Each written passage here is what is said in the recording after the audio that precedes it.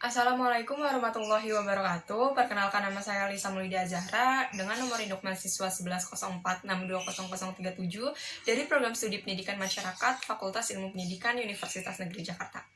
Jadi, di sini saya akan mempresentasikan suatu masalah tentang realitas kemiskinan yang terjadi di Jakarta. Oke, langsung aja kita mulai presentasinya. Pada tahun 2015, di Markas Besar PBB, para pemimpin dunia secara resmi menetapkan agenda tujuan dari pembangunan berkelanjutan atau Sustainable Development Goals sebagai kesepakatan pembangunan. Kurang lebih sebanyak 193 kepala negara hadir. Agenda tersebut merupakan suatu rencana yang ingin dicapai pada tahun 2030, yaitu salah satunya adalah mengakhiri kemiskinan dalam segala bentuk. Berdasarkan data kependudukan Indonesia, per 30 Juni, sebanyak 268.587.016 jiwa Indonesia menempati urutan keempat dengan negara terbanyak penduduknya di dunia. Sebelumnya, Jakarta yang merupakan ibu kota dari Indonesia itu sendiri telah mengalami perkembangan pesat dibanding daerah lainnya. Namun, di balik hingar-bingar kota Jakarta masih terdapat pemukiman masyarakat miskin di beberapa bagian daerah. Dimensi yang nampak pada realitas ini berdasarkan dari tujuan pembangunan, yang salah satu tujuannya ialah mengakhiri kemiskinan dalam segala bentuk. Maka dari itu, pemerintah DKI Jakarta melakukan suatu upaya dalam rangka meningkatkan kesejahteraan hidup masyarakat miskin dengan menertibkan wilayah-wilayah kumuh di berbagai daerah di Jakarta. Lalu digantikan dengan rumah susun atau rusun untuk menjadikan tempat tinggal mereka yang baru dengan beberapa persyaratan. Bentuk ketidakadilan pada realitas tersebut ialah mereka tetap dikenakan biaya tagihan rusun setelah menetap selama 3 bulan lamanya, yang dimana biaya tersebut terbilang tidaklah murah bagi mereka. Juga, kondisi dari setiap ruang dalam rusun tidak menyesuaikan dengan jumlah anggota mereka. Maka dari itu, banyak warga yang mengeluhkan soal ini. Dan juga ditambah tidak adanya program pengembangan diri yang dikhususkan untuk penghuni rusun mengingat mereka kehilangan mata pencarian. Urgensi kebutuhan untuk melakukan perubahan sosial ialah berdasarkan dari perspektif Insight 1, yang dimana membahas tentang tindakan dan perubahan sosial. Teori ini memberikan gambaran tentang bagaimana perubahan-perubahan pada masyarakat yang mempengaruhi sistem sosialnya, yang terjadi pada struktur dan fungsi masyarakat. Bentuk dari perubahan sosial ini juga bermacam-macam. Ada perubahan sebagai suatu kemajuan, perubahan sebagai kemunduran, perubahan yang terjadi secara lambat, perubahan yang terjadi secara cepat, perubahan kecil, perubahan yang dikehendaki, dan perubahan yang tidak dikehendaki. Pada kasus realitas perkembangan kemiskinan di Jakarta, bentuk dari perubahan sosialnya bisa dikatakan sebagai perubahan kemajuan bagi tata kelola lingkungannya. Contohnya, lingkungan menjadi rapi dan bersih.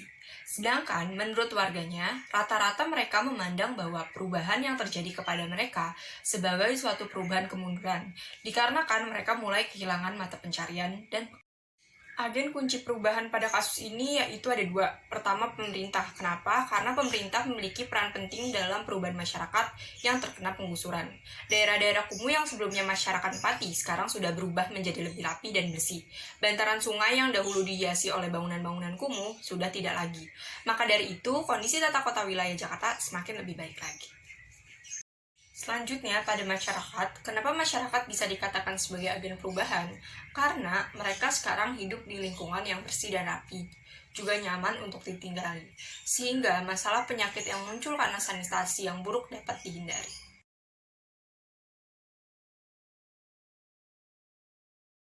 Fokus yang mungkin menjadi perhatian yang berkaitan dengan kesejahteraan dan fungsi aktivitas pada perubahan ini adalah kita bisa melihat dari perspektif Insight 2 yang membahas tentang perubahan diri sendiri sampai ke perubahan sikap yang ada dalam diri manusia. Di sini saya menilai bahwa warga yang tinggal di rusun sebenarnya hanya ingin memperbaiki nilai dan kehidupannya. Saya memiliki minat untuk turut pula melakukan perubahan pada komunitas orang dewasa ini. Yang ingin saya lakukan adalah dengan memberikan suatu program pengembangan berbasis masyarakat dengan tujuan agar masyarakat tersebut mampu untuk berdaya secara mandiri serta mempunyai suatu penghasilan sendiri. Kendala dan isu-isu sosial pada kasus ini ialah warga merasa bahwa mereka tinggal di daerahnya, tapi tetap membayar listrik, PBB, dan bahkan tetap diikutsertakan dalam pemilihan umum. Tetapi saat mereka digusur, mereka malah disebut penghuni liar. Jadi, pada Agustus 2015, saat penggusuran Kampung Pulau terjadi, ada suatu kerusuhan antara pihak aparat dengan warga setempat. Mereka menolak upaya relokasi. Tetapi pada 19 Agustus 2015, akhirnya pemerintah berhasil merelokasikan bangunan di bantaran Sungai Ciliwung dengan memindahkan warga ke Rusun Jatinegara.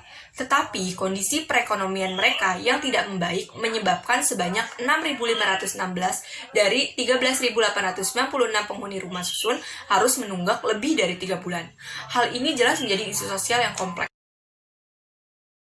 Kesimpulan dari kasus ini ialah berdasarkan tujuan dari Sustainable Development Goals yang salah satu tujuannya ialah mengakhiri kemiskinan dalam segala bentuk, maka dari itu pemerintah DKI Jakarta melakukan suatu upaya dalam rangka meningkatkan kesejahteraan hidup masyarakat miskin dengan menertibkan wilayah-wilayah kumuh di berbagai daerah di Jakarta, lalu digantikan dengan rumah susun atau rusun untuk dijadikan tempat tinggal mereka yang baru dengan beberapa persyaratan.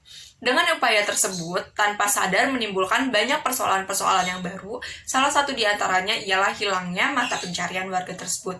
Maka dari itu, banyak dari mereka yang menganggur, karena minimnya keterampilan dan juga mengakibatkan penghasilan tiap-tiap mayoritas dari mereka berkurang. Oke, segitu aja presentasi saya tentang realitas kemiskinan yang terjadi di Jakarta. Kurang lebihnya mohon maaf. Wassalamualaikum warahmatullahi wabarakatuh.